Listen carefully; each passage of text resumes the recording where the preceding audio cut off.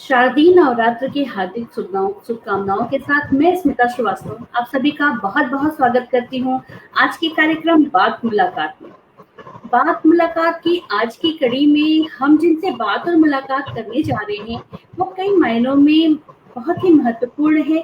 बहुत सारी बातें उनसे सीखी जा सकती हैं, जैसे अपनी बातों को पुरजोर तरीके से कैसे रखा जाए और किसी मुहिम को अगर चलाया जाए तो उसके निष्कर्ष तक, उसके अंतिम पड़ाव तक कैसे पहुंचा जा सकता है, ये भी बातें हम उनसे सीख सकते हैं।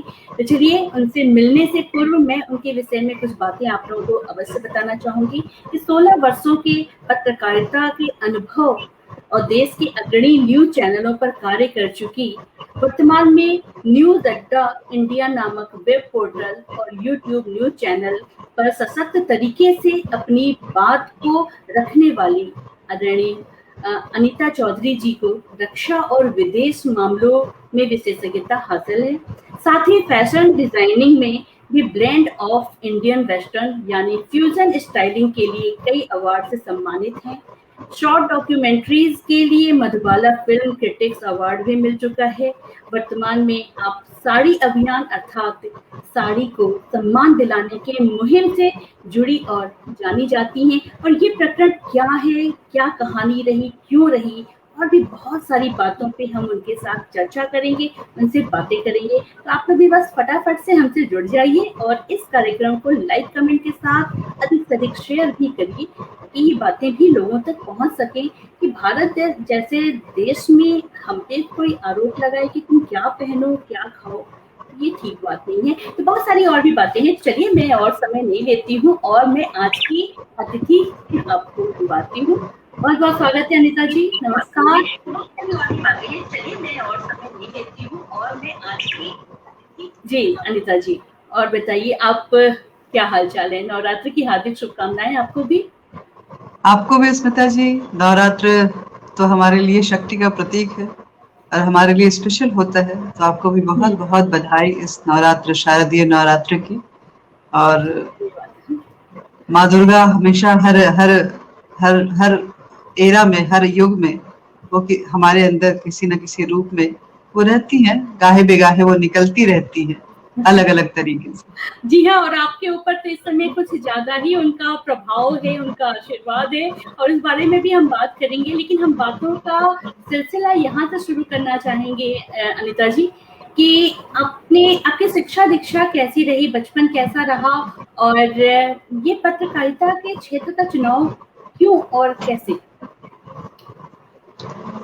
बहुत अच्छा था बचपन, लेकिन बहुत अकेला था क्योंकि माता पिता का देहांत जो है वो काफी अर्ली एज में हो गया था। और शिक्षा जो है, हमारी बहन है, हमारी चाची थी, हमारी छोटी चाची, उन्होंने हमारा बहुत ख्याल रखा। और बिहार से हम बिलोंग करते हैं, तो बिहार में ही हमारी पढ़ाई हुई। और उसके बाद कॉलेज के लिए हम बाहर निकल गए।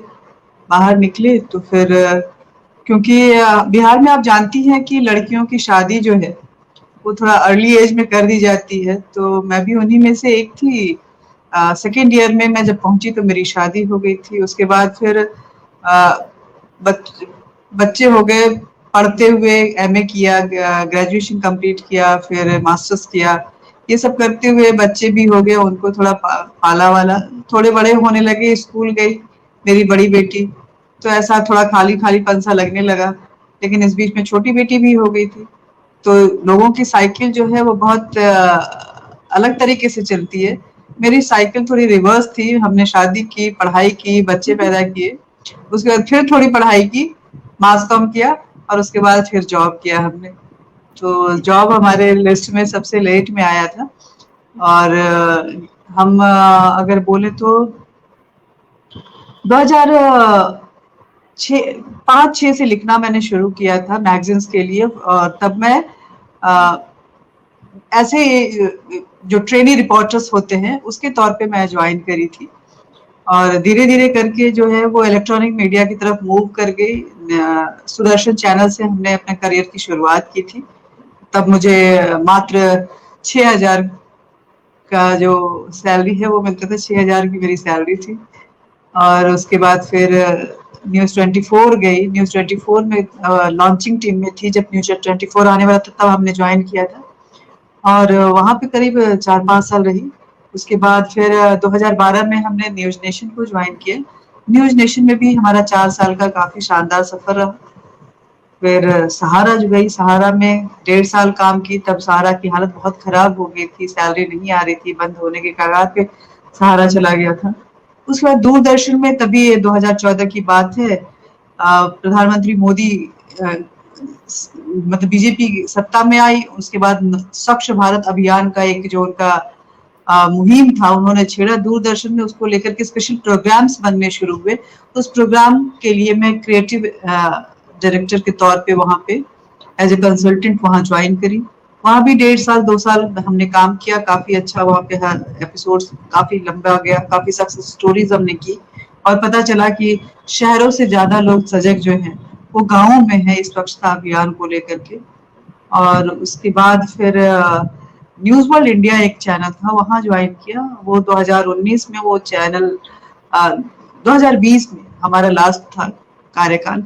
उसी दौरान कोरोना आ गया। हमने गुवाहाटी में, तब हमारे हस्बैंड की पोस्टिंग हो गई थी, हम गुवाहाटी चले गए। पूरे कोरोना काल में करीब 2-2.5 साल हमने वहाँ गुजारा, और फिर वहीं से हमने शुरू की कि अब सोचा हमने कि अब जॉब नहीं ढूंढेंगे, अब नौकरी मांगने किसी से नहीं जाएंगे, हम खुद पे अपने स्वावलंबी जो आत्मनिर्भर का जो एक मंत्र प्रधानमंत्री ने दिया था, हमने भी कोशिश की, हम भी आत्मनिर्भर बने, और हमने अपना अपना जो है डिजिटल प्लेटफॉर्म को सेटअप किया न्यूज अड्डा इंडिया के नाम से।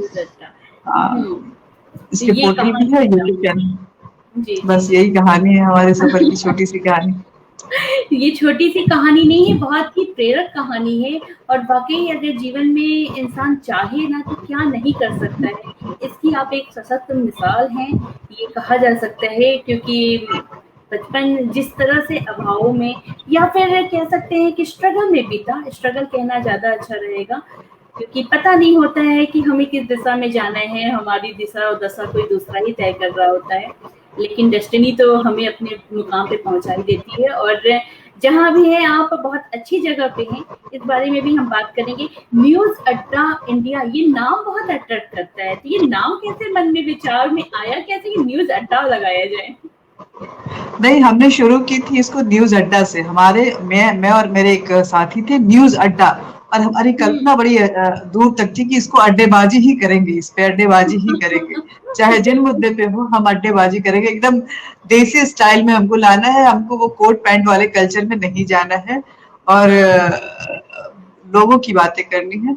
लेकिन कोरोना आ गया और वो न्यूज अड्डा जो है वो चल नहीं पाया। फिर हमारे दोस्त का उनके डोमेन को लेकर के कुछ हो गया, तो हमने उनको बोला कि ठीक है आप उसको चलाइए। तो वो उसको फिर रन करना शुरू किए। तो फिर अड्डेबाजी तो हमारे दिलो दिमाग में घुसा हुआ था। हमने सोचा कि चलो अड्डा के नाम से ही कुछ किया जाए। तो फिर हमने न्यूज अड्डा इंडिया के नाम से इसको शुरू किया, और साथ में डिजिटल चैनल भी लेकर आए। शुरुआती में काफी कुछ हमने डिजाइन किया था प्रोग्राम को। कोरोना की वजह से वो शायद उतना सक्सेसफुली नहीं रन कर पाया, लेकिन अभी फिर हमने उसकी शुरुआत की है, और धीरे धीरे जो नाम है वो उसको सार्थक करेगा अपने प्रोग्राम्स के साथ, आप देखेंगे। तो न्यूज अड्डा इंडिया अपने पूरे कलेवर में आएगा थोड़े दिनों में। बिल्कुल बिल्कुल आएगा अनीता जी। और अड्डेबाजी तो हम भारतीयों के रग रग में है, कि जहां बस इकट्ठे हुए नहीं कि बस शुरू हो गया। तो वो आप आजकल डिजिटल माध्यम से कर रही हैं। और मैंने 1-2 आपके एपिसोड्स देखे, कुछ न्यूज देखे, और मुझे लगा कि वाकई लोगों को वहां पहुंचना चाहिए और देखना चाहिए इस तरह से, क्योंकि जो न्यूज चैनल्स जो चल रहे हैं उस पे हमेशा एक प्रश्न चिन्ह रहता है कि किधर झुक रहा है, इधर झुक रहा है, उधर झुक रहा है। मैं ज्यादा खुल करके उस पर नहीं बात करूंगी, लेकिन आपसे जरूर जानना चाहूंगी कि आप राजनीति से कितना प्रेरित हैं, कितना प्रेरित मानती हैं अपने आप को? देखिए, जब हम पत्रकारिता करते हैं तो राजनीति और पत्रकारिता दोनों एक दूसरे के पूरक हैं। अगर आप, चाहे वो सोशल इश्यूज हो, चाहे वो एक्सटर्नल अफेयर इशू हो या डिफेंसिव इशू हो, जो वो कंप्लीट स्टोरी होती है पत्रकारिता की, वो पॉलिटिशियन के बाइट के साथ ही खत्म होती है। तो उनको हम इग्नोर नहीं कर सकते हैं। इसलिए राफ्ता जो है राजनेताओं से लगातार पड़ता रहा, बातें होती रही और ये जो दाव पेच है वो भी समझ में आते रहे। पॉलिटिक्स के बिना कोई देश को सोचा नहीं जा सकता है। ये जो है ये एक अटूट सत्य है, इसको एक्सेप्ट करना चाहिए। पॉलिटिक्स में पॉलिटिशियन अच्छे हो सकते हैं, बुरे हो सकते हैं। जो जो धाराएं हैं, जो प्रवाह है, उसमें थोड़ी कमियां हो सकती हैं, थोड़ी खूबियां हो सकती हैं, लेकिन अगर समाज है तो राजनीति रहेगी, इससे आप इनकार नहीं कर सकती हैं। इस सत्य को मानना बेहद जरूरी है और ये राजनीति जो है उसमें बदलाव कैसे लाया जाए, ये समाज की जिम्मेदारी है। तो यही सोसाइटी और पॉलिटिक्स का समावेश है, यही एक रिश्ता है जो वोट के जरिए जो है वो जनता उसको ठीक करने की कोशिश करती है, लेकिन वो आवाज से भी ठीक कर सकती है। राजनीति से कितना प्रभावित है, तो राजनीति से प्रभावित ना हूं ऐसा तो मैं नहीं कह सकती। राजनीति से प्रभावित हूं, लेकिन मैं अपनी सोच रखती हूँ राजनीति को लेकर के। राजनीति का क्या डेफिनेशन है उसको तह तक जानना किसी को भी बेहद जरूरी होता है। हम राजनीति मतलब समझते हैं कि एक तोड़ना जोड़ना, यही राजनीति होती है। ऐसा बिल्कुल नहीं है। राजनेता जब आता है तो सबसे पहले वो सोशल वर्कर बन के आता है। वो सामाजिक मुद्दों के साथ, आप देखेंगे कि किसी भी पार्टी का उदय जो हुआ है वो सामाजिक मुद्दों के साथ हुआ है, चाहे वो आरजेडी हो, खासकर हम रीजनल पार्टी की बात करें, चाहे वो आरजेडी हो, चाहे वो सपा हो, चाहे बसपा हो, चाहे और भी अन्य पार्टियां हो। जो हमारी नेशनल पार्टियां हैं, जिनको कि हम सबसे दो बड़ी पार्टियां बोलते हैं, बीजेपी हो या कांग्रेस हो, ये भी राष्ट्रीय मुद्दा होता है जो समाज से जुड़ा हुआ होता है, उनके साथ इमर्ज होती हैं और उन्हीं के साथ धारा प्रवाह में चलती हैं। तो ऐसे में राजनेता जो है जो सामाजिक मुद्दों के साथ आता है, और ये और बात है कि आगे जाते जाते वो डिस्ट्रैक्ट हो जाता है, उसका मुद्दा जो है अपने परिवार तक सीमित हो जाता है कभी, और कभी कभी अपनी कुर्सी तक वो चिपक के रह जाता है। तो ये एक फैक्ट है, जो राजनीति जहां से शुरू होती है उसका खात्मा जो है बहुत ही नैरो लाइन पे जाके खत्म होता है। लेकिन हाँ, राजनीति में सोच में बदलाव की जरूरत है। मेरा कहना है कि अगर राजनीति में बदलाव लाना है तो समाज के सजग और जो ऑनेस्ट अच्छे लोग हैं उनको कभी भी शाई फील नहीं करना चाहिए कि नहीं, राजनीति तो एक सोच सी, एक परसेप्शन है कि राजनीति में जाकर तो हाथ गंदे ही होते हैं। तो गंदगी को अगर साफ करना है तो हाथ को गंदा करना पड़ेगा, लेकिन बॉडी को साफ रखना है। ऐसे में साफ सुथरे लोगों को वहां आने की जरूरत है और वहां पे राजनीति में देश के हित में बदलाव, क्योंकि मास रेवोल्यूशन जब तक नहीं होता है तब तक कोई भी बदलाव पॉसिबल नहीं होता है, ऐसा मेरा मानना, जो भी मैंने देखा। हाँ नीता जी, आपने बात तो एकदम सही कही, लेकिन आपने कहा कि अगर इस गंदगी को साफ करना है तो अच्छे लोगों को आना पड़ेगा। तो क्या आप मानती हैं कि जो आए वो अच्छे लोग नहीं थे? नहीं, ऐसा भी नहीं है, बहुत सारे अच्छे लोग हैं, तभी तो अच्छे काम भी हो रहे हैं। लेकिन उनमें भी जो अच्छाइयां जो खुलकर लाने की जरूरत है, जो लोग, मैं उन लोगों के लिए बोल रही हूँ जो हमारी जनता है, जिनको शिकायत होती है, जो परसेप्शन है, वो शाई फील करते हैं, वो अपने आप को नहीं लाना चाहते हैं कि हम पॉलिटिक्स में नहीं आएंगे। पॉलिटिक्स तो भैया बहुत ही पेचीदा काम है, बहुत ही गंदगी है वहां पे, बहुत ही अजीब तरह का माहौल है, ऐसे उनके मन में होता है। लेकिन मेरा कहना है कि पढ़े लिखे और भी पढ़े लिखे जो एनर्जेटिक युवा हैं, उनको जो नई सोच को रखते हैं उनको आने की जरूरत है, ताकि जो आप अगर वर्ल्ड से कॉम्पिटिट करना चाहते हैं तो उसके लेवल पे जाके आप जब तक नहीं आगे बढ़ेंगे तब तक नहीं हो पाएगा। हमारे देश की राजनीति बहुत अच्छी है।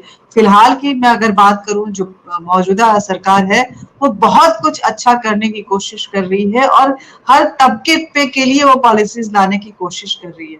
लेकिन इस सरकार को भी अगर समर्थन ही देना है तो ऑनेस्ट लोगों को आना होगा। अगर हमें अच्छा काम करना है तो ऑनेस्ट लोगों को और भी खुल के आना होगा। निश्चित रूप से बिना सकारात्मक रवैये के और भागीदारी के आप किसी भी अच्छाई की उम्मीद करना भी बेमानी है, क्योंकि हम कुछ ना करें, हाथ पे हाथ धर के एसी में बैठे और दूसरे से उम्मीद करें, ये भी ठीक बात नहीं है। कुछ कमेंट्स हैं अनीता जी, मैं उसको भी, उन लोगों को भी इसमें शामिल करना चाहूंगी। राजेश कुमार श्रीवास्तव जी हैं, प्रमोद श्रीवास्तव जी हैं, वीरेंद्र कुमार जी हैं और साथ में सुधीर श्रीवास्तव जी हैं। आज क्या बात है, सारे श्रीवास्तव जी लोग यहाँ पे इकट्ठे हो चुके हैं, अड्डा बन रहा है यहाँ अभी देखिए। तो सभी का बहुत बहुत स्वागत है। और मैं चाहूंगी कि आज जिस तरीके से और जितनी बेबाकीपन के लिए अनीता जी जानी जाती हैं और उसकी शुरुआत भी हो चुकी है, तो आप लोग भी इस कार्यक्रम को शेयर करिए ताकि अधिक से अधिक लोग जुड़ सके। और अगर आपके मन में भी कोई प्रश्न है मौजूदा माहौल को देखते हुए या किसी भी विषय पे, तो आप यहाँ पे रख सकते हैं कमेंट में, यहाँ पे हम उससे बात करेंगे। तो ये तो बात अनीता जी हो गई कि हाँ, राजनीति में लोगों को आना चाहिए, सशक्त अपनी भूमिका निभानी चाहिए, फिर सिर्फ वोट देना ही उनका अंत नहीं है, उसके आगे भी उन्हीं को देखना पड़ेगा। और सही बात है, कहते हैं ना कि ये जो जनता है ये मालिक है, हम चुनते हैं कि हमारे काम कौन करेगा, तो जिनसे काम करवाना है उसके पीछे तो पड़ना ही पड़ेगा। आपकी वजह से ये चीजें थोड़ा सा और लाइमलाइट में आएंगी। अभी वर्तमान में क्या मुद्दा सबसे ऊपर चल रहा है आपके नजरिए से? राजनीति में किसी भी क्षेत्र में, अगर हम भारत देश की बात कर रहे हैं, तो क्या मुद्दा ऐसा है जो जिसपे प्रश्न चिन्ह भी है और जिसके समाधान की भी आवश्यकता है? मुझे तो लगता है कि सामाजिक इशू जो सत्ता का मुद्दा है उसी पे प्रश्न चिन्ह भी है और उसी के समाधान की भी जरूरत है। फिलहाल जिस तरह से हम देख रहे हैं कि इलेक्शन जब भी आने को होता है, समाज को एक तरीके से विपक्ष ऐसा लगता है, या जो इस विचारधारा को नहीं बिलोंग करते उनको लगता है कि एक विघटनकारी जो राजनीति है उसको करेंगे तो शायद कहीं ना कहीं हमें नंबर्स ऑफ सीट जो है वो ज्यादा मिलेंगी। लेकिन अभी तक आप देख रहे हैं कि वो ये जो स्ट्रैटेजी अभी तक सक्सेसफुल नहीं रही है।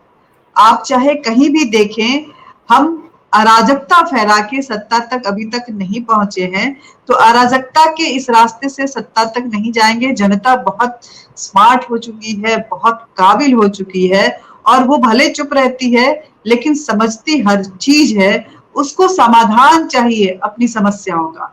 आप उसकी समस्या की बात अगर कर रहे हैं तो समाधान की बात भी रखिए कि हम आपकी इस समस्या का समाधान चाहते हैं और उस समाधान के लिए हम लड़ेंगे और हमारे पास उसको लेकर के क्या सॉल्यूशंस है। जब तक इस सकारात्मक सोच के साथ आप नहीं जाएंगे तब तक जो है वो इशू कभी खत्म नहीं होगा। रही बात कौन सा मुद्दा है, मुझे लगता है कि फिलहाल हमारे देश में हमारे बॉर्डर को सुरक्षित रखना यही सबसे बड़ा मुद्दा है, क्योंकि अफगानिस्तान जिस तरह से डिस्टर्ब है, आपने आज भी देखा होगा कि अफगानिस्तान की एक शिया मस्जिद में जिस तरह से बॉम्बार्डिंग हुई और बड़ी तादाद में लोगों की मौत वहां हुई है। पाकिस्तान जिस तरह से इस पूरे प्रकरण में इन्वॉल्व है और हमारी सरहद जो है वो या तो पाकिस्तान से लगती है या चीन से। हमारे दो मेजर जो नेबरिंग कंट्री हैं वो यही हैं और हाँ, जिनके साथ हमारा जबरदस्त कॉन्फ्लिक्ट भी है। चाइना बैकअप दे रहा है। ऐसे में हमारे देश के हर एक आइडियोलॉजी को अपनी आइडियोलॉजी भूलकर नेशनल आइडियोलॉजी पे आना चाहिए और हमें कैसे एकजुट होकर दिखाना है कि कोई भी चीज अगर हमारी तरफ टेढ़ी नजर रखती है तो हमें उसका मुंहतोड़ जवाब एकजुटता के साथ देने आता है। हम अपनी सरकार के साथ हैं, हम अपने देश के साथ हैं। ये फिलहाल अभी सबसे बड़ा मुद्दा होना चाहिए मेरे नजरिए में। बाकी तो मुद्दा तो बहुत सारे आ रहे हैं क्योंकि इलेक्शन आ रहा है, तो मुद्दों की कमी नहीं है इस देश में।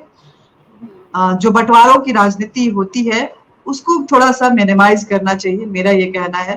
क्योंकि खुशहाली जो है, जब तक एक वाइब्रेंट वाइब्स जो है जिसको कि हवा कहते हैं, वो जब तक समाज में नहीं जाएगा, एक खुशहाल समाज सामने नहीं आएगा, तब तक सत्ता की सीढ़ी कभी भी सफलता के ओर आपको नहीं लेके जाएगी। जिसका उदाहरण हम देख रहे हैं कि हर आने वाले इलेक्शन में कुछ लोगों की सीटें घटती जा रही हैं, वो शून्य पे जाते जा रहे हैं क्योंकि पॉजिटिविटी की वो बात नहीं करते।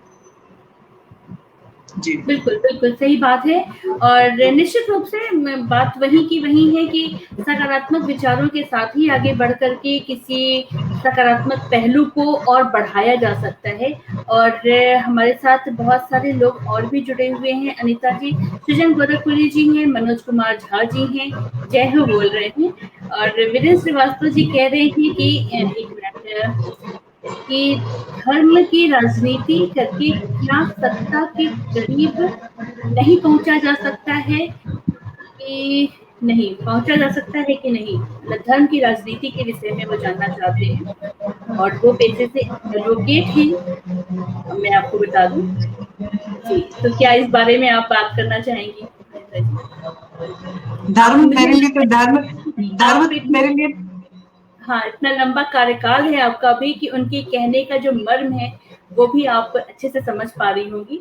देखिए, धर्म मेरे लिए, मेरी परिभाषाओं में तो धर्म मेरा कर्तव्य है, कर्तव्य ही मेरा धर्म है, मेरी जिम्मेदारियां ही मेरा धर्म है, मेरे राष्ट्रीयता ही मेरा धर्म है, और मेरे समाज की तरफ मेरी एकजुटता ही मेरा धर्म है। लेकिन हाँ, इस बात से भी इनकार नहीं किया जा सकता है कि भारत जब आजाद हुआ तो धर्म के नाम पे आजाद हुआ, और उस धर्म को के नाम पे जो आजादी मिली उसपे भी कहीं ना कहीं एक छद्म रहा कि जिस जिस धर्म के नाम पे वो आजादी मिली वो बंटवारा 100% नहीं रहा। हालांकि भारत बहुत ही शांति प्रिय और हार्मोनियल कंट्री है जो अपने हर धर्म के लोगों को साथ लेकर चलता है। हम यहाँ पे गंगा जमनी तहजीब की बात करते हैं, हम यहाँ पे एक दूसरे के साथ ईद में गले मिलते हैं और दिवाली में दिए जलाते हैं। तभी आप देखती होंगी राम कहते हैं कि राम बिन रमजान कहाँ और अली बिन मेरी दिवाली भी नहीं है। तो ये यहाँ का कल्चर है। लेकिन हाँ, कुछ लोग जो है वो धर्म को लेकर के कि धर्म के आधार पे होता है। कभी भी वोट जो है भारत में धर्म के आधार पे नहीं, काम के आधार पे दिया जाता है। क्योंकि आप देखेंगे कि बहुत सारी ऐसी जगह हैं, ऐसे क्षेत्र हैं जहां पे सरप्राइजिंग रिजल्ट रहा पिछले इलेक्शन में। तो जाहिर सी बात है वहां लोगों को जो फैसिलिटी मिली होगी, जो उनको सुविधाएं मिली होंगी, उनको उन्होंने कंसीडर किया होगा धर्म को ताके पे रखते हुए। धर्म हल्का सा फैक्टर होता है, इस बात से भी इनकार नहीं किया जा सकता। भारत जैसे देश में जब क्षेत्रीय राजनीति होती है तो जाति वहां पे राजनीति करता है, जब नेशनल पॉलिटिक्स होती है तो धर्म की बात आती है, और धर्म को लेकर के सत्ता और विपक्ष जो है खुलकर सामने नहीं आता, लेकिन उनके अनुयायी जो है, जो फॉलोअर्स हैं, वो जरूर बात करते हैं। लेकिन धर्म को हमेशा पीछे रखना चाहिए राजनीति में, मेरा ये कहना है। धर्म के आधार पे कभी भी कोई नहीं पहुंच पाया है, चाहे वो इंदिरा गांधी हो, चाहे वो नरेंद्र भाई मोदी हो। इनका जो चुनाव हुआ वो उनके काम पे आधार पे हुआ। ये और बात है कि जब कोई और आता है तो तुष्टीकरण की राजनीति हो जाती है, और जब दूसरा पक्ष आता है तो उसको धर्म का नाम दिया जाता है। जो सत्ता में सवाल उससे किया जाएगा और जो विपक्ष में बैठा है, तो इन चीजों से कोई फर्क नहीं ज्यादा पड़ता है। अगर धर्म को लेकर के चलेंगे तो कहीं ना कहीं विकास की गति जो है वो धीमी पड़ जाती है, और इससे हम लोगों को बचना चाहिए। धर्म भले राजनेता बोले, कोई लोग बोल रहा है तो बोलने दीजिए, आप धर्म के चक्कर में मत पड़िए। आप देखिए कि हमारे लिए काम कौन कर रहा है, वही सबसे ज्यादा इम्पोर्टेंट। और आज इस समय अब जाकर के जो है ना, पत्रकार की भूमिका में आप पूरी तरह से आ गई हैं कि जो बोल रहा है उसको बोलने दो, आप अपने चीजों को समझिए और जिधर चलना है चलिए, क्योंकि बहकाने वाले तो वाकई बहका रहे हैं। और रुपेश कुमार श्रीवास्तव जी हमसे जुड़े हैं और कहते हैं कि धर्म की राजनीति की जगह अब जातीय समीकरण पर आधारित राजनीति हो रही है। निश्चित रूप से, और जातियों में जिस तरह से बटा है, और जब चुनाव आता है तो हम ज्यादा बटा हुआ सा महसूस करते हैं। और एक और कमेंट है शनु श्रीवास्तव जी का है कि राजनीति अगर धर्म पर आधारित न की जाए तो इतनी विकृत नहीं होगी। यानी देखिए, राजनीति का मुद्दा आते ही सभी के एंटीने खड़े हो चुके हैं, सभी लोग उसमें भागीदारी आ गई है कि धर्म के सहारे जीत हासिल करने की कोशिश की जाती है। शनु श्रीवास्तव जी का ये कहना है, कहानीकार है ये। और जिस तरीके से संवेदनशीलता के साथ वो अपनी बातों को कहानियों में ढालती हैं, और राजनीति पे इस तरह से बोलते हुए भी मुझे अच्छा लग रहा है उनके मुँह से। तो इस तरह की बातें हैं, लोग उसमें बढ़-चढ़ कर के हिस्सा लेते हैं, और कई बार देखा है मैंने देखिए, यही आपने बोला ना कि राजनीति राजनीति से आप कितना प्रभावित है। राजनीति से प्रभावित हमारे देश में हर कोई बात राजनीति की आती है तो सबके अपने मत आ जाते हैं, सबके अपने विचार होते हैं और वो जी, लिखते हैं। धर्म धर्म बहुत धर्म को हम इनकार नहीं कर सकते। देखिए, हमारे इसमें हमें खुद इम्प्रूव होना है, हमें धर्म और जाति से ऊपर उठना है, और हम अपने समाज को जाति से ऊपर नहीं उठा पाते हैं। आप सोचिए कि भारत में इमेजिन नहीं किया जा सकता है कि हम जात से ऊपर उठ के बात करें, क्योंकि जब कोई शुरुआत कहाँ से होती है जात की, उसके तह तक जाना बहुत बहुत जरूरी है। जब हमारे घर में कोई बच्चा आने वाला होता है, हमारे यहाँ खुशियों की बात होती है, हम खबर देते हैं कि हाँ, अब एक नया मेहमान आने वाला है। ऐसी बातें जब होती हैं तो घर के बुजुर्ग क्या बोलते हैं, हाँ फिर से एक श्रीवास्तव आने वाला है, फिर से एक नया श्रीवास्तव आने वाला है, चौधरी आएगा। हाँ, वो लड़का लड़की बाद में बोलते हैं, पहले बोलते हैं कि चौधरी आने वाला है, श्रीवास्तव आने वाला है। अभी हमारे घर में फला जो भी उनका सरनेम होता है उसको लेकर के बात करते हैं। तो वो चौधरी, श्रीवास्तव और पांड्या और तिवारी और सही सिंह और ये सिन्हा, ये सारी चीजें जब बच्चा आता है तभी, आने से पहले अभी वो गर्भ में ही है, तब डिसाइड हो जाता है कि श्रीवास्तव जी आ रहे हैं और चौधरी साहब आएंगे और सिन्हा जी आएंगे, पंडित जी आएंगे, तिवारी जी आएंगे, मिश्रा जी आएंगे। ये सारा चीज तय हो जाता है, बुजुर्ग ये तय कर देते हैं। तो बच्चा जब नीचे जब जमीन पे पांव रखता है तो उसको पता होता है कि मैं मिश्रा हूँ, मैं चौधरी हूँ और मैं श्रीवास्तव। तो ये सोच से कौन ऊपर उठाएगा?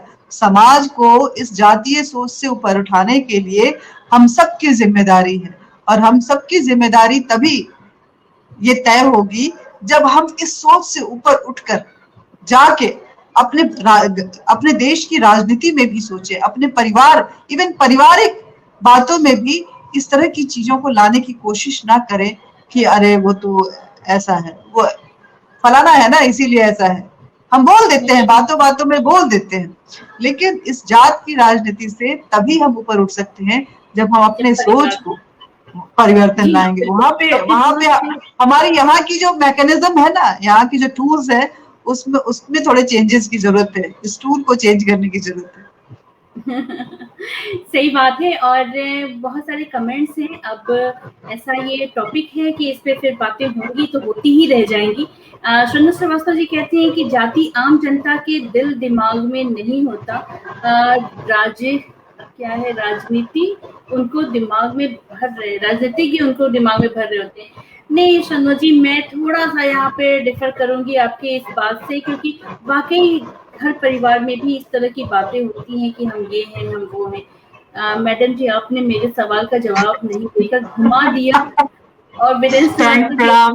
चाहूंगी अरे नाराज हो गए आप तो।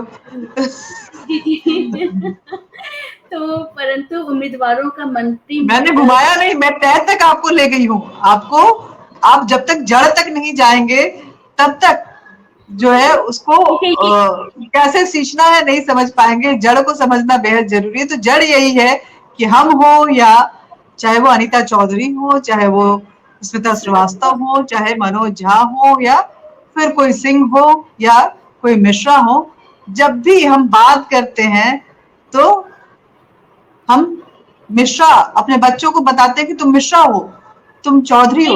आपको एक बहुत अच्छा वाक्य बताती हूँ, हमारे देश में इस सरनेम का कितना इंपॉर्टेंस है, ये मेरा पर्सनल एक्सपीरियंस है। मैं जब हमारे हस्बैंड की पोस्टिंग कैलकाटा में थी तो मेरी बड़ी बेटी हुई थी और उसको नर्सरी के स्कूल में डालना था।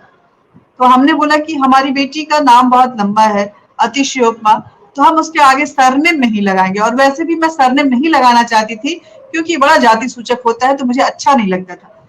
तो मैंने सरनेम के बिना वहां पे फॉर्म भरा और सारा सबमिट किया। वो ऑनलाइन था। तो हमारा नाम अनीता चौधरी था, हमारे हस्बैंड का नाम अविनाश चौधरी था और बेटी अतिशयोपमा थी। तो सिस्टम ने एक्सेप्ट नहीं किया। फिर फिर हम लोगों को एफिडेविट करवाना पड़ा, वो 3 दिन का वाक्य भागदौड़ रहा। हमने एफिडेविट जाके एफिडेविट करवाए, उसमें चौधरी लगवाए, तो बकायदा वो अतिशोकमा चौधरी हुई, तब सिस्टम ने उनको, कंप्यूटर बाबा ने उनको एक्सेप्ट किया, उसके बाद हमारा एडमिशन हुआ। तो ये जाति का जो हमारा सरनेम है, जो हमारी कास्ट को डिनोट करता है, उसकी इम्पोर्टेंस आप समझिए कि हमारे सिस्टम में किस तरह से घुसा हुआ है। तो राजनेता अगर उसका फायदा उठा रहे हैं, तो आपने दिया हुआ है वो प्लेटफॉर्म, तो उठा रहे हैं, तो आपको खुद अपने इस प्लेटफॉर्म को चेंज करना है। हाँ, देखिए रूपेश कुमार श्रीवास्तव जी का भी यही कहना है कि उम्मीदवारों का मंत्रिमंडल के सदस्यों का चयन जब जाति के आधार पर होता है तो निश्चित रूप से चिंता कारक है, और चिंता का विषय तो है ही, क्योंकि जिस आरक्षण युगीन में हम लोग रह रहे हैं, ये एक ऐसा बीज है जो आज एकदम विशालकाय हो चुका है, इतनी जड़ें जमा चुका है, जिसको काटना, जिसको उखाड़ पाना आसान नहीं है। लेकिन इस विषय पे मुझे लगता है कि कोई चिंतनशील भी नहीं है, तो ये एक बहुत बड़ा मुद्दा है। तो हम इसको अभी फिलहाल यहाँ पे रहने देते हैं, रोकते हैं, क्योंकि ये इस पे बात करेंगे तो घंटों घंटों बात कर सकते हैं और वो खत्म नहीं होगा। अब चूंकि आपने डिफरेंशिएट करने वाली बात हम लोग जब यहाँ छेड़े हुए थे, तो डिफरेंशिएट कई मामलों में होता है। अभी जो वर्तमान में आप बड़ा चर्चा में आ गई, आपने तो पूरा रेस्टोरेंट बंद करवा दिया भाई, तो उस बारे में भी हम बात कर ही लेते हैं कि क्या कहानी थी, वो हुआ क्या था, कैसे आपने कहाँ लड़ाई कर दी? मुझे तो साड़ी बेहद पसंद है, मैं बहुत जी हाँ, मुझे भी और मैंने अपनी माँ को भी साड़ी, जितने दिन भी देखा साड़ी में ही देखा है। हमारी माँ तो सीधे पल्लू वाली साड़ी पहनती थी, और साड़ी का लगाव ऐसा है कि आप समझिए, भारतीय संस्कृति में साड़ी तो हमारी सारी देवियां जितनी हैं, अभी नवरात्र चल रहा है, आप बताइए कि प्रथम शैलपुत्री से लेकर नवम जो कालरात्रि है, सभी देवियां जो हैं वो साड़ी में ही नजर आती हैं। आज ब्रह्मचारिणी भी साड़ी में ही है। भारतीय प्रधान रहा है हमेशा से। तो हमारा साड़ी का ये संबंध है कि साड़ी हमारे धर्म से भी जुड़ा हुआ है, हमारे धार्मिक भावनाओं से भी जुड़ा हुआ है, हमारे पारिवारिक इमोशन से भी जुड़ा हुआ है कि हमारी जब शादी होती है, साड़ी में हम जाते हैं, तो साड़ी का जो आंचल होता है, जिसमें आपको पता नहीं आपको पता है कि नहीं पता है, खोइछा दिया जाता है, खोइछा दिया जाता है, और उस खोइछा में ये मर्म होता है कि मेरा मैका भी आबाद रहे, मेरा ससुराल भी आबाद रहे, और उसको बांध के मैके से दिया जाता है, और वो ससुराल में जाती है, ससुराल में खोला जाता है, बीच में कहीं नहीं खोला जाता है उसको। तो ये रिलेशन है साड़ी का और एक लड़की का। जब साड़ी में हम देखते हैं कि साड़ी वो सबसे कंफर्टेबल अटायर है। जब हम कहीं जाते होते हैं और हमारे बच्चे छोटे होते हैं, हमें स्तनपान करवाना होता है, तो हम साड़ी से छिपा लेते हैं, भीड़ कितनी भी बड़ी हो, बच्चे का पेट भर जाता है और हमें शर्मिंदगी भी नहीं महसूस होती है। तो साड़ी के साथ हमारे रिश्ते इतने गहरे हैं। मम्मी जब साड़ी पार्टी में जाती थी और आती थी तो साड़ी खोलती थी, तो हम अपने आप को उस बचपन में 6, 7, 8, 9 साल की उम्र में उनकी साड़ी पहन के मिरर में जब देखते थे, तभी समझते थे कि हम सबसे ज्यादा खूबसूरत लग रहे हैं, ऐसा हमारा फील होता था। लेकिन मैं एक रेस्टोरेंट में गई और वहां पे उन्होंने बोला कि sari is not a smart casual. तो मुझे लगा कि स्मार्ट मतलब क्या, स्मार्ट मतलब क्या, तो स्मार्टनेस की परिभाषा कौन तय करेगा? तो ये तो मुझे लगा कि अगर भारत में रह के, भारत की का दिल दिल्ली बोला जाता है, वहां बैठ के कोई रेस्टोरेंट खोले हुए है, रेवेन्यू जनरेट कर रहा है, अपने लाइफस्टाइल को मेंटेन कर रहा है, और उस रेस्टोरेंट में भारत के ही परिधान अलाउड नहीं है, तो ये तो मतलब कि कहीं ना कहीं स्ट्रैटेजी है कि भारतीय मार्केट जो है, हमारा कपड़ों का मार्केट है, उस पे वेस्टर्न कल्चर जो है, वो वेस्टर्न परिधान जो है वो उस पर सुपरसीड करे और उस पर कब्जा करना शुरू करे। ये एक तरीका होता है जो ग्रेजुअली हम करते जाते हैं, और वो हमको पता भी नहीं चलता है कब हम उसकी गिरफ्त में आ चुके होते हैं, और हम धीरे धीरे अपनी परंपराओं को भूल जाते हैं। मैं वहां से हालांकि बहुत बहस के बाद लौट आई थी, लेकिन मेरे दिल को चैन नहीं था। मेरी साड़ी, उन्होंने हालांकि बहुत बदतमीजियां पर्सनली मेरे साथ भी की थी, लेकिन वो सारी बदतमीजियां मुझे बहुत बेमायने लग रही थी। मेरी साड़ी के इंसल्ट के आगे, कि मेरी साड़ी को कहीं जाने की इजाजत नहीं मिली, मेरी साड़ी अच्छी नहीं होगी, मेरी साड़ी में मुझे कोई जाने नहीं दे, उसका तिरस्कार करे, ये मुझे बर्दाश्त नहीं था। मैंने बस इस बात को नहीं, लेकर हुआ के क्या एक था सवाल, वहां जब आप गए तो किसने आपको रोका वहां आकर के? वहां पे जितने भी कर्मचारी थे उनका सबका यही कहना था। वो शुरुआत एक से हुई थी, लेकिन बाकी बारी बारी से बहुत सारे लोग, अंदर के कर्मचारी लोग आए, मैनेजर तक आए, लेकिन बोला कि हम साड़ी में आपको अंदर नहीं जाने देंगे। तो ये हमने बोला रूल बुक दिखाओ, तो रूल बुक उनके पास था नहीं। फिर हमने बस एक सवाल प्रधानमंत्री से लेके, गृह मंत्री से लेके हर किसी से ट्विटर पे किया कि भैया एक बताओ कि स्मार्ट कैजुअल, स्मार्टनेस की परिभाषा कौन तय करेगा, और साड़ी अगर स्मार्ट कैजुअल नहीं है तो हमें तो डूब के मर जाना चाहिए। आप ही बता दीजिए कि कौन सा जो हमारा परिधान है, कौन सा स्मार्टनेस की में के अंडर में, स्मार्ट कैजुअल के अंडर में कौन कौन से कपड़े आते हैं, मैं भी खरीद लूंगी और पहनूंगी, ताकि मेरी साड़ी को इतना अपमानित नहीं होना पड़े। तो खैर वो जो मैंने अपना वीडियो डाला था वो वायरल हो गया। अब वायरल हुआ तो ये साड़ी की बात थी। साड़ी तो हर हाल में जितना ही था, शक्ति के प्रतीक है साड़ी।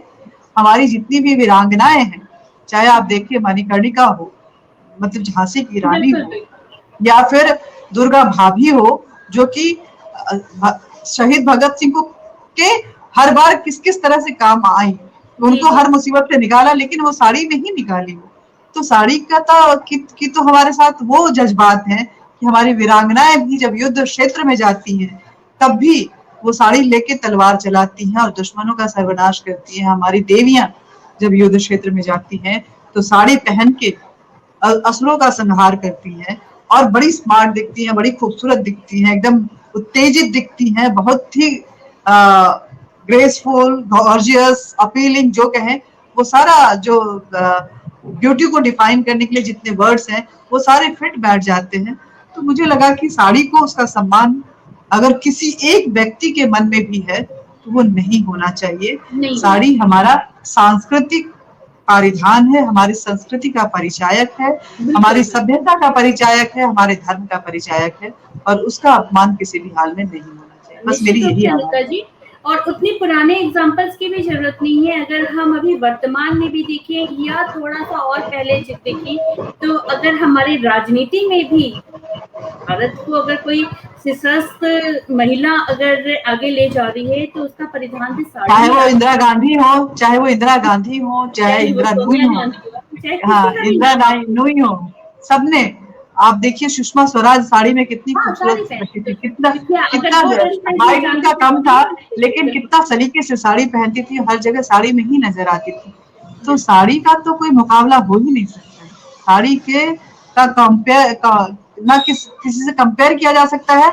और ना ही साड़ी से कोई कॉम्पीट कर सकता है। कंपटीशन में कहीं भी दूर दूर तक साड़ी के, दुनिया के जितने भी परिधान हैं महिलाओं के हम्म। लिए, उसमें सबसे खूबसूरत अगर कोई है तो वो साड़ी है। होता है। निश्चित रूप से अनिता जी। और लेकिन फिर इसका, चूंकि ठीक है ये आगाज हो गया, ये तो एक मुद्दा खड़ा हुआ और वायरल हो गया। अभी किस स्थिति पे है ये मुद्दा?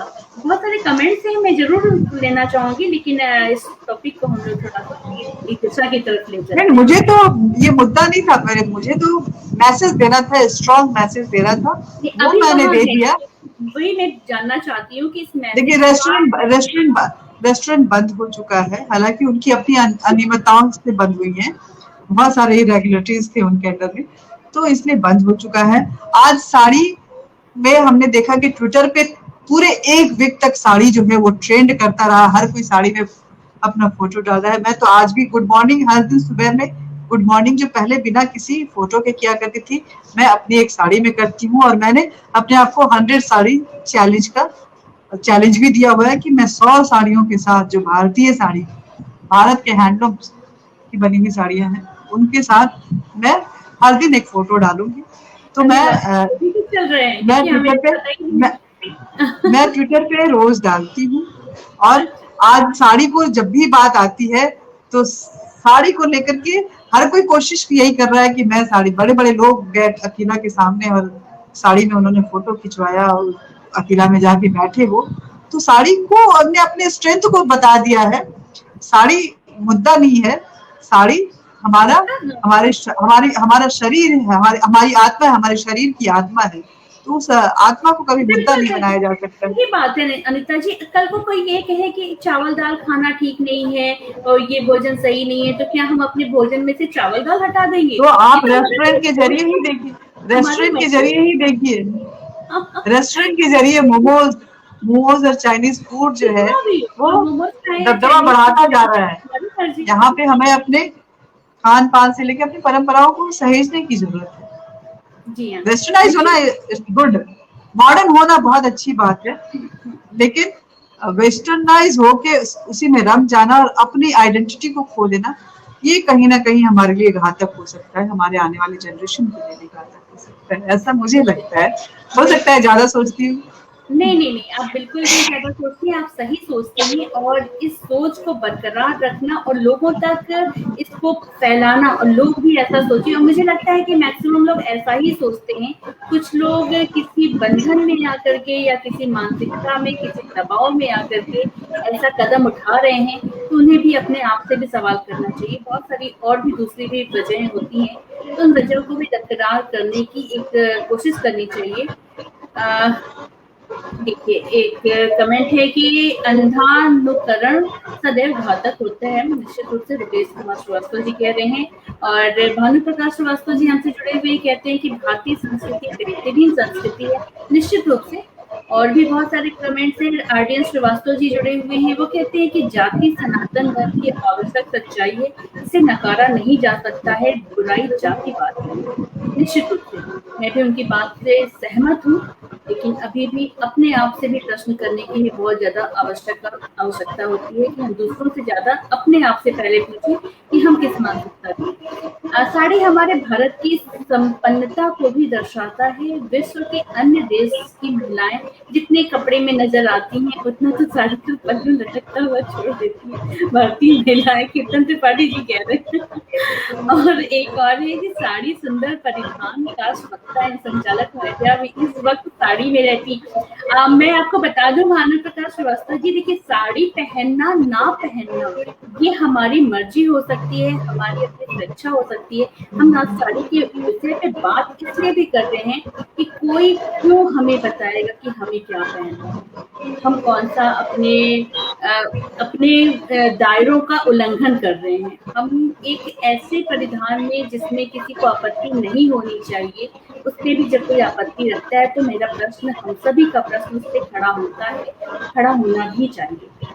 वो अलग बात है कि आज हमने, भाई ठीक है, मर्जी है हमारी, अभी कभी साड़ी पहन लेते हैं, कभी नहीं पहनते। तो बहुत सारे और भी बहुत सारे कमेंट्स हैं अनिता जी, मैं चाहूंगी कि जब भी आपको फुर्सत मिले तो आप सारे कमेंट्स भी देखिएगा। और ये तो हो गया कि आपने रेस्टोरेंट बंद करवा दिया फाइनली, लेकिन ये अपने आप में एक उदाहरण था या ऐसे कुछ और भी पहले भी आ चुके हैं? नहीं, इस तरह के तो नहीं हुए, लेकिन हाँ ये है कि मेरी पर्सनालिटी थोड़ी बोल्ड रही है। जैसे जब मैं डिफेंस देखा करती थी, तो चाइना बॉर्डर पे कवरेज के लिए, तब ये 2012-13 की बात मैं बता रही हूँ, उसमें बहुत ज्यादा इंट्रूजर्स हो रहे थे, अरुणाचल में भी और लद्दाख में भी, और चाइना बॉर्डर में कवरेज की मनाही थी, रिपोर्टर्स को जाना अलाउड नहीं था, किसी भी चाइना बॉर्डर पे वो नहीं जा सकते थे, परमिशन नहीं दी जाती थी डिफेंस की तरफ से। लेकिन मेरी जिद थी कि मैं चाइना बॉर्डर जरूर कवर करूंगी। तो फिर हमने बहुत कोशिश की, नहीं हुआ। तब उसके बाद जो प्रीवियस चीफ जो है आर्मी के, वो उनका कार्यकाल खत्म हो रहा था, और जो नए चीफ है उस समय में जनरल सुहाग आए थे, दलबीर सिंह सुहाग, वो अपना कार्यकाल ले एक्सेप्ट कर रहे थे।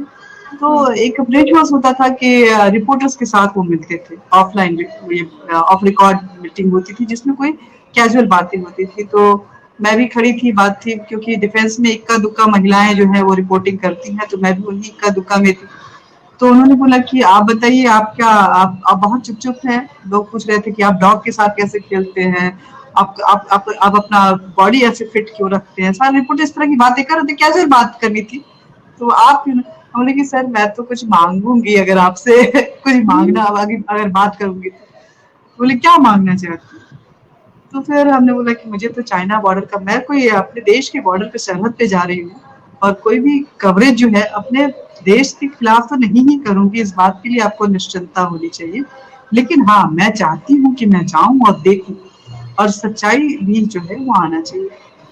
कुछ महीने बाद ही सही, तुरंत नहीं भेजा गया था, कुछ महीने बाद, लेकिन मुझे वो परमिशन मिल गई थी और मैं चीन के एक ही साथ 3 बॉर्डर को, किबूथू, नाथुला और गुमला, ये कवर की थी, और साथ में लद्दाख बॉर्डर पे भी गई थी, ध्यानचुन। अरे वाह, तो ये क्या मैंने बात। कवर किया था, मुझे मिला था, ये सौभाग्य प्राप्त हुआ था। ये मेरा बहुत बड़ा अचीवमेंट था मेरे करियर का, और मैं निश्चित रूप से, जनरल बिल्कुल। कुहार का कभी भी उनका हमेशा कभी दिल से उनका शुक्रिया अदा करती हूँ। उन्होंने मुझ पे ये ट्रस्ट जताया, और विश्वास मानिए कि तब का चाइना बॉर्डर और अब के, अभी भी मैं गई थी, अभी भी थोड़े दिन पहले मैं गई थी, 2019 दिसंबर में गई थी, और अब के चाइना बॉर्डर में बहुत ज्यादा का फर्क इतना कि आप इमेजिन नहीं कर सकती हैं। पहले मैं, ऐसे लगता था कि बैलगाड़ी पे बैठ के, सड़कें नहीं थी। अब गुवाहाटी से निकलने के बाद मैं आउट ऑफ कांटेक्ट हो गई थी, किसी से मेरा कनेक्शन है, फोन कोई काम नहीं कर, बीएसएनएल भी काम नहीं करता था, ये हालत था। लेकिन आज आप जाएंगे तो हर जगह आपको इंटरनेट भी मिलेगा, फोन भी मिलेगा, सड़कें भी अच्छी मिलेंगी, और खास बात यह है कि जो बॉर्डर रिस्ट्रिक्टेड था, अब गवर्नमेंट ने एज ए कुछ कुछ पहले तक ही सही टूरिस्ट प्लेस की तरफ खोल दिया है उसको, टूरिज्म के लिहाज से, कि आप जाइए अपनी सरहद पे, आम जनता जाए और देखे कि मेरा सरहद कितना महफूज है। इस लिहाज से उन्होंने खोल दिया बहुत सारे, मैं बहुत सारे बॉर्डर की बात, अब बोलेंगे कि आप गालवान चले जाओ, उस बॉर्डर पे तो नहीं जा सकते हैं, लेकिन गुमला उमला नाथुला उथला भी पहले लोग नहीं जा पाता था, अब लोग जाता है और देखता है कि सरकार और हमारी सेना कितने सशक्त तरीके से हमारी सरहदों पे खड़ी है। तो ये मेरे लाइफ का अचीवमेंट था, जो मेरे दिल में एक ख्वाहिश थी, शायद वो जिद भी था, जिसको कि मैंने पूरा किया था। ऐसे छोटे छोटे जिद थे मेरे, जिसको मैंने पूरा निश्चित किया रूप है। से, निश्चित रूप से। लेकिन अनीता जी, चूंकि आप रक्षा क्षेत्र से भी जुड़ी हुई हैं, उसकी पत्रकारिता आपने की है, अभी आपने उसका जिक्र भी किया, महिला होने के नाते क्या कभी ऐसा कुछ लगा कि चैलेंजिंग हो रही है, कोई बातें आपको, कोई मुसीबत हुई उसकी वजह से, ऐसी कोई बात? नहीं, चैलेंज तो हमेशा लाइफ में रहता है। आप अपने आप को जब भी जाएं तो प्रोफेशनल बना के रखें, लोग आपको महिला कंसीडर करेंगे। आप बताइए कि मैं कामकाजी जर्नलिस्ट। महिला हूँ, जो आपको कंसीडर कर रहे हैं उनको आप रोक नहीं सकते हैं, वो आपको हमेशा ही महिला, जब भी मौका आएगा तो वो इसी की दुहाई देंगे। ये एक्सक्यूज उनके पास रहता है कि आप तो महिला है ना, आप नहीं यहाँ कर सकते, आप महिला हैं, आपके अपने दायरे हैं। ये बातें जरूर वो करेंगे, लेकिन आप में अगर महिला होने के, उनको बताना है कि महिला हूं तभी तो मजबूत हूं, अगर ये बताना है तो फिर आपको वहां पे डटे रहना होगा, कमजोर नहीं पड़ना होगा। चलिए, बहुत अच्छी बात है, इस बात को भी आपने बहुत अच्छे से रखा, शालीनता के साथ में। आप फैशन डिजाइनिंग से जुड़ी हुई हैं, कुछ फ्यूजन की बात हो रही थी, जितना जितना मैंने आपके बारे में जाना, वो कैसा क्षेत्र रहा और उसका क्या क्या अचीवमेंट रहा, उसके बारे में भी कुछ। पहला जो ग्रेजुएशन जब कंप्लीट हुआ तो हमने साथ में फैशन डिजाइनिंग की, तब मैं हम दिल्ली में शिफ्ट हो गए थे, तो हम फैशन डिजाइनिंग के कोर्स को कैरी ऑन की, और काफी अच्छा रहा। मेरी डिजाइनिंग को लोगों ने अप्रिशिएट भी किया, लेकिन जो लाइफस्टाइल था एज ए डिजाइनर, वो मुझे पसंद नहीं था, क्योंकि लेट नाइट जाना आना, वो पेस्ट्री पार्टीज और ये सारी चीजें जो है, मैं समझती थी कि मैं शायद उस सोसाइटी के लिए फिट नहीं हूँ, इसलिए मैंने उसको, उस क्षेत्र को छोड़ दिया। मुझे लगा कि मैं अपने पे ही इस्तेमाल कर लूँ उस डिजाइनिंग स्किल को, तो ज्यादा बेहतर है। क्योंकि मुझे अवार्ड्स भी काफी मिले, और 2-4 बार मैं रैंप पे भी चली, लेकिन वो मेरे मेरे मेरे मुझे मेरे टेम्परामेंट और मेरे मूड को शायद वो फिट नहीं बैठ रहा था। मुझे उतना सोशलाइजेशन नहीं शायद मैं कर पा रही थी जितना उस फील्ड को चाहिए, तो कहीं ना कहीं वो मेरे लिए थोड़ा सा मिसमैच हो रहा था, इसलिए मैंने उसको अलविदा कह दिया। सही बात है। और किस तरह से फैशन की दुनिया जो होती है ना, वो बस खाली लुक और सौदेबाजी की कह सकते हैं ना, कि वो आंखों की दुनिया है, कैमरे की दुनिया है। अभी भी आप कैमरे में हैं, लेकिन अब विचारों की दुनिया में आ चुकी हैं। तो इतना बड़ा स्विच करना, वहां से इधर आ जाना, ये अपने आप में बहुत बड़ी बात है। इसके लिए मैं 100% अपने हस्बैंड को मतलब कि उनको क्रेडिट देती हूँ, क्योंकि जब मैं कुछ नहीं कर रही थी, फिर छोटी बेटी हो गई और फिर ऐसा लगा कि अब शायद नहीं कुछ कर पाऊंगी, क्या करूं। तो वो बोले कि आप एक बार यहाँ ट्राई करो, मुझे लगता है कि आप लिखती अच्छा हो तो अच्छा कर पाओगी।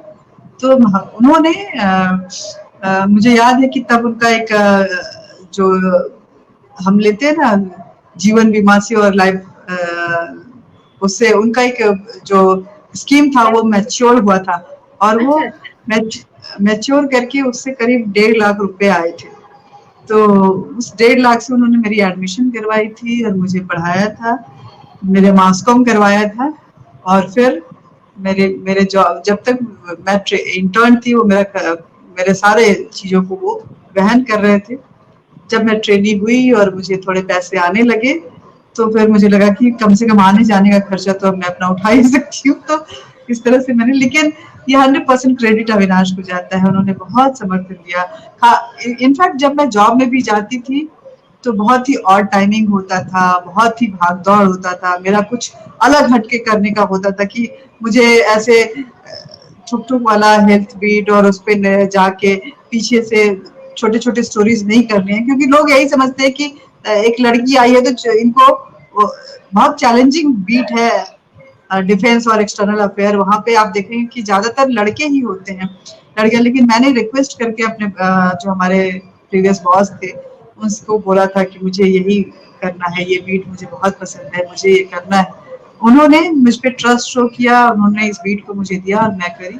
लेकिन इसकी शुरुआत अगर कहें, मैं जहां भी आज हूँ इस मुकाम पे, इस क्षेत्र में, तो उसके लिए वो सिर्फ और सिर्फ अविनाश की वजह से हुई, जो मेरे हस्बैंड है, मेरे पति है, और उन्होंने पूरा समर्थन मुझे दे सहयोग। अभी वो देख रहे होंगे तो बहुत प्राउड फील कर रहे होंगे, मुस्कुरा रहे होंगे।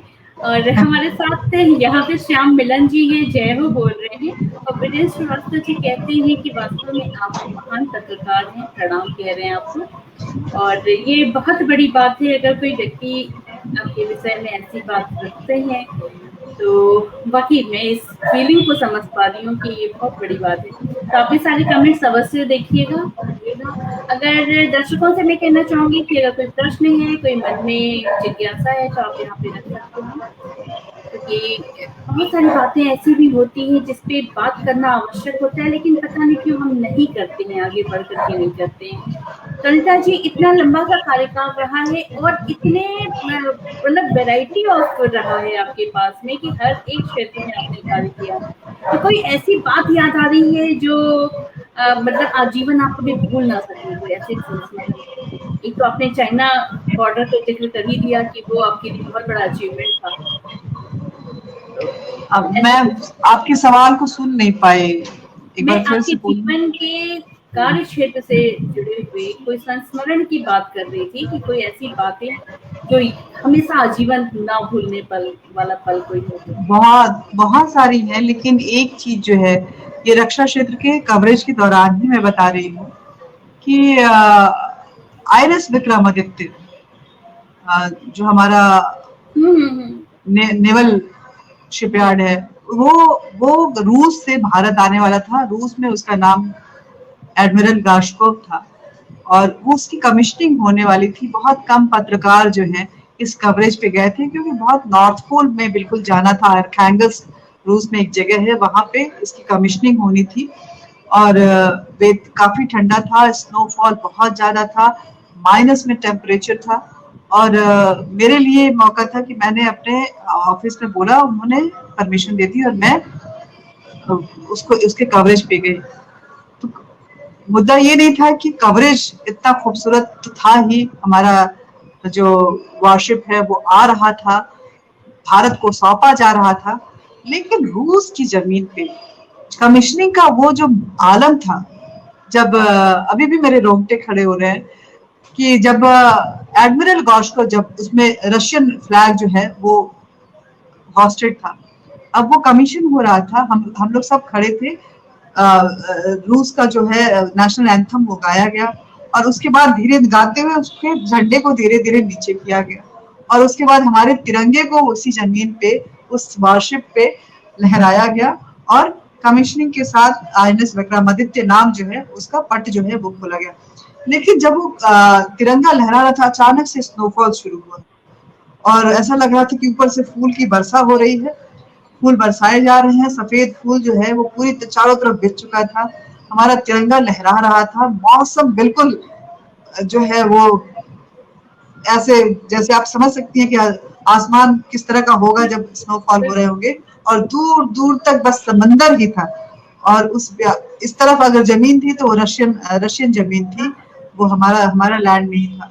और उस वक्त का जो, जब भी वो मंजर मैं याद करती हूँ तो मेरे आंखों में पानी जरूर आ जाते हैं अभी भी, और थोड़ा अंदर से ऐसा हम तो लगता है वो जो इमेजिन करके ही हमारा दिल नेशनल फीलिंग है वो बहुत वो होता है। तो उस चीज को जब भी मैं याद करती हूँ तो मैं अपने आप को सौभाग्यशाली महसूस करती हूँ कि मैं इस कमीशनिंग के दौरान थी, मैंने वो मंजर देखा है, मैंने तिरंगे की वो महानता देखी है, वो ऊंचाई देखी है जो शायद बहुत कम लोग देखे होंगे। तो मैं भगवान का, अपने उस हमारे जो एडिटर हैं थे उनका, और हमारे सभी साथियों का मैं बहुत शुक्रिया अदा करूँ, मेरी फैमिली का भी, कि उतने दूर जाने के लिए मुझे उन्होंने परमिशन, नॉर्थ पोल में जाने की इजाजत दी, कि हेल्थ के लिहाज से भी वो प्रॉब्लम हो सकता था, लेकिन उन्होंने बोला कि हाँ आप जाइए। तो ये ये चीज जो है मेरे दिल के अंदर बहुत अच्छा सुकून देता है, बहुत अच्छी फीलिंग देता है। वाकई हम तो इमेजिन करके ही लग रहा है ना कितना खूबसूरत सा रहा होगा, और उस समय जो मन में भाव आ रहे होंगे ना, वाकई मिस्टेक्स होंगे, मुस्कान होगी आंखों में, आंख भी नम होगी, और भी बहुत सारी बातें। तो जय हिंद आ गया, और मनु बदायनी जी लिखते हैं जय हिंद। निश्चित रूप से ये भावनाएं अगर उस फेज से हल्का सा भी गुजरो ना, बड़ा अच्छा सा महसूस होता है कि बहुत सारे ऐसे लोग हैं जिन्होंने अनुभव किया है, और उनकी अनुभवों को मैंने महसूस किया है। मेरा अपना ऐसा कोई मैं देखूं तो नहीं मिलता है मुझे, लेकिन लोगों की बातों से उसको फील करके लगता है कि कितना गौरव का क्षण होगा वो। तो बहुत सारे लोग हैं और आपसे जुड़े हुए हैं। आप कमेंट्स जरूर पढ़िएगा अनीता जी। और इतनी सारी बातें हो चुकी हैं अब तक, देखिए कैसे समय बीत गया पता ही नहीं चला। आज आजकल आप क्या कवरेज कर रही हैं? क्योंकि आप अपना न्यूज पोर्टल चला रही हैं, न्यूज अड्डा, तो अड्डेबाजी में कौन से मुद्दे को आप हवा दे रही हैं? देखिए, अब अड्डेबाजी करनी है और अपना है तो हर हर हर हर वही कह रही हर हूँ, तरह के अभी न्यूज तो को ये उस पे लाना पड़ेगा, क्योंकि उसको कंप्लीट करना पड़ेगा। हम्म, लेकिन फिलहाल जो है मैं सोशल इश्यूज पे ज्यादा फोकस करती हूँ, और सोशल इश्यूज का जो पॉलिटिसाइजेशन होता है उसको हमेशा मैं क्रिटिसाइज करती हूँ। हमारे मुद्दे हैं सामाजिक, उनका हमेशा एक निवारण होना चाहिए, एक कॉन्क्रीट सॉल्यूशन के साथ उसको एक अंजाम तक पहुंचाने की जिम्मेदारी इस जिन्होंने भी ली है, और जो भी इस देश में राजनेता के तौर पे जाने जाते हैं, चाहे वो विपक्ष हो चाहे वो सत्ता पक्ष हो, उनको इस बारे में जरूर सोचना चाहिए। लेकिन कहीं ना कहीं हमारी मीडिया भी आजकल, मुझे थोड़ी सी, मैं मीडिया से खुद बिलोंग करती हूँ, मैंने मीडिया में इतना अच्छा सफर तय किया है, बहुत अच्छे टाइम हम मैंने गुजारे हैं, और बहुत अच्छी कवरेज भी की है। लेकिन फिलहाल जो मीडिया है उनको, उनकी प्रायोरिटी जिस तरह से चेंज होती जा रही है कवरेज के लिहाज से, डिबेट के लिहाज से, वो चिंताजनक है। क्योंकि आप फोर्थ पिलर हो, आप माउथ ऑफ द सोसाइटी हो, और अगर आप सच्चाई को सच्चाई की तरह नहीं परोसोगे तो कहीं ना कहीं वो मैसेज जो है वो गलत जाता है, और बहुत सारे लोग आपके फॉलोअर्स होते हैं, वो आपको अगर इस तरह से फॉलो करने लगेंगे, अगर एक तबका भी फॉलो करता है तो कहीं ना कहीं देश के लिए क्योस वाली स्थिति हो जाती है। इसलिए जिम्मेदारी बहुत बड़ी है ये, और मैं सबसे यही दरखास्त करूंगी कि प्लीज सच को सच की तरह परोसे, उसमें मसाला लगाने की जरूरत नहीं है। हेल्थ के लिए वैसे देखे तो स्वाद के लिए बहुत मसालेदार चीजें अच्छी होती हैं, लेकिन हेल्थ के लिहाज से तो हम ब्लॉन्ड चीजें ही खाते हैं। वो उबली हुई पत्ता गोभी की सब्जी ही अच्छी होती है और घिया ही अच्छी होती है, जो हमारे हेल्थ को बहुत अच्छा रखता है। तो एज इट इज जब जब हम उसको बनाते हैं तो न्यूज को सच के साथ एज इट इज परोसने की कोशिश करना ये हमारी जिम्मेदारी है, और जनता की भी जिम्मेदारी है कि फिल्टर करना, क्योंकि अगर हम फिल्टर करने नहीं करेंगे, चाय जब पत्ती आप के साथ तो चाय को नहीं पी सकते हैं ना। जी नहीं नहीं चाय निश्चित पत्ती रूप के से। साथ चाय को नहीं पी सकते, हम उसको फिल्टर करते हैं, छानते हैं, फिर पीते हैं, तभी उसका स्वाद है। वैसे ही जो हमारे समाचार हैं, हमारी खबरें हैं, हमारी न्यूज हैं, उनको भी फिल्टर कीजिए और तब उसको ग्रहण कीजिए। अच्छा अच्छा, रहेगा, हेल्थ के लिए अच्छा अगर रहेगा। आपने जनता की बात की ना, तो जनता की तरफ से मैं अपनी बात बता रही हूँ, मेरे मन की अपनी बात बता रही हूँ। कई बार इतना कंफ्यूजन होता है, इतना ज्यादा सा कंफ्यूजन होता है ना कि क्या सही है क्या गलत है, ये बता रहे हैं ये वाली बात सही है या वो बता रहे हैं वो वाली बात सही है। तो बहुत बड़ी मुश्किल हो जाती है कि हम कैसे उसको फिल्टर कर सकते हैं। बहुत मुश्किल हो जाता है ये, वाकई। हम मैं अब इसमें आगे नहीं बताऊंगी। लेकिन बस बहुत सारी बातें हो चुकी हैं, लेकिन मैं आपसे उम्मीद करती हूँ कि अगर हम न्यूज अड्डा इंडिया देखें तो हम आंख बंद करके इस बात पे विश्वास कर सकें कि अनीता चौधरी जो बता रही हैं वो वही सही है, और ये बातें लोगों को सीधे तौर पे माननी चाहिए कि यही न्यूज है और ये न्यूज लोगों तक सही तरह से पहुंच रही है। ऐसी मैं उम्मीद भी करती हूँ। और अंत में आप दर्शकों से, जो हमें देख रहे हैं सुन रहे हैं या बाद में भी जो हमें सुनेंगे देखेंगे, उनके लिए क्या कहना चाहेंगे, फिर हम लोग यहाँ से विदा भी देंगे। सबसे पहले तो मैं स्मिता जी को बोलूंगी, जज्बातों के भावसागर से ये नाम आपको कहाँ से समझ में आया, इतना खूबसूरत नाम। और जो जिस तरह के आप प्रोग्राम चला रही हैं, बहुत ही खूबसूरत प्रोग्राम्स हैं इसमें। एक पेज पे इतना इनोवेटिव तरीके से इतने अच्छे अच्छे कार्यक्रम चलाना, मतलब मैं आपको दाद देती हूँ कि आपके क्रिएटिव माइंड को भी, और आप जो इस तरह से उसको कंटिन्यूअसली लेके चल रही हैं, उसके लिए भी इतना समय दे पा रही हैं। बहुत बहुत धन्यवाद आपका कि मुझे समाज को आपको बहुत इस बहुत तरह से, धन्यवाद इतनी तारीफ के लिए। तो इसलिए नहीं, आप जिस तरह का क्योंकि बहुत सारे अनछुए पहलू हैं, वो सामने नहीं आ पाते। आपके इस प्लेटफॉर्म से बहुत सारे लोगों को मौका मिल रहा है अपनी बातों को रखने का। बहुत सारे लोगों के जो साहित्य में के क्षेत्र में है, उन्हें भी मौका मिल रहा है, जो इतिहास के क्षेत्र में है उन्हें भी तो इतना वर्सटाइल जो प्लेटफॉर्म है, वो तो अच्छा, हर किसी के लिए इसका फायदेमंद ही हो मतलब है सकता है। इसका मतलब है कि तो आपने कुछ एपिसोड्स तो जा करके देख लिए हैं, ये मुझे आपकी बातों से तो महसूस इसलिए हो रहा है। आपका बहुत बहुत धन्यवाद। और मैं अपने दर्शकों को क्या बोलूं, मैं एक आम बहुत मामूली सी चीज हूँ, किसी को सलाह नहीं दे सकती, किसी को ज्ञान नहीं दे सकती, लेकिन इतना ही कहूंगी कि ये देश हमारा है और हम इस देश के हैं। इस देश की जिम्मेदारी हमारी है, इस समाज की जिम्मेदारी हमारी है। जब भी इसके बारे में सोचे तो ये सोचे कि ये हमारा परिवार है। जब तक उस भावना के साथ नहीं सोचेंगे, तब तक कहीं ना कहीं अवहेलना करते जाएंगे दूसरे की, और वो एक गैप क्रिएट करता जाएगा।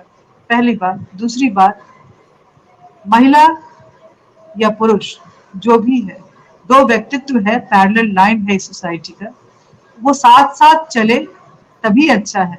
अगर कोई भी कमतर होता है तो एक लाइन छोटी हो जाएगी और कहीं ना कहीं ट्रेन के डिरेल होने की संभावनाएं जो हैं वो बनी रहती है। तो इस सोच से भी हमें बाहर निकलना है और पैरेलल लाइन में चलते हुए देश को आगे बढ़ाना है। बहुत ही खूबसूरत विचार। थैंक मैं कम से कम मैं स्मिता श्रीवास्तव आपके विचारों से पूर्णतः सहमत हूँ। और भी बहुत सारे कमेंट्स हैं। मनु बदायनी जी कहते हैं कि अभी तो निवारण में किसी का ध्यान नहीं है, राजनीतिकरण में है। विनय श्रीवास्तव जी कहते हैं सच बोलने की हिम्मत को प्रणाम। अ, मनु जी का फिर से है कि खबर में तो मसाला मसाला होना ही नहीं चाहिए, पर अभी तो खबर दब जाती बस मसाला ही दिखता है। इस पे काफी बात हो चुकी है। एहसान अहमद जी हैं, वो थैंक यू बोल रहे हैं आपको। तो बहुत सारे लोग हैं जो जुड़े रहे, आपको सुना उन्होंने, और मैं चाहूंगी कि आप भी कमेंट्स को जरूर पढ़िएगा। तो अनिता जी बहुत अच्छा लगा आज आप हमारे साथ यहाँ जुड़ी, और जिस बेबाकीपन के लिए आपको जाना जाता है, उतने ही दमदार तरीके से आपने अपनी बातों को भी रखा और एक दिशा दिशा और दशा को परिवर्तन का जो माध्यम होना चाहिए, जो प्लेटफॉर्म होना चाहिए, वो भी आप को देने का प्रयास कर रही हैं। उसके लिए भी बहुत बहुत शुभकामनाएं, बहुत बहुत बधाइयाँ। मैं चाहूंगी कि आप लोग भी जाइए यूट्यूब पे सर्च कीजिए न्यूज अड्डा इंडिया और वहाँ पे न्यूज सुन सकते हैं रोज का। तो बहुत बहुत शुक्रिया, बहुत बहुत धन्यवाद अनीता जी। सभी दर्शकों को बहुत बहुत शुक्रिया और धन्यवाद। और बहुत बहुत धन्यवाद आपका। तब तक के लिए सभी लोग अपना ख्याल रखें, अपनों का भी ख्याल रखें। और अभी माहौल चल रहा है त्योहारों का, तो थोड़ा सा बच के भी रहिए, क्योंकि इतनी मेरी तरफ से रिक्वेस्ट है, साड़ी जरूर पहने, जम के साड़ी पहने। चलिए, बहुत अच्छी बात है। आज तो हमने ये नवरात्र साड़ी के नाम। बिल्कुल बिल्कुल। और त्योहार तो होता ही होता है। तो फिर बहुत जल्दी मिलते हैं। नमस्कार, जय हिंद, जय भारत। हाँ।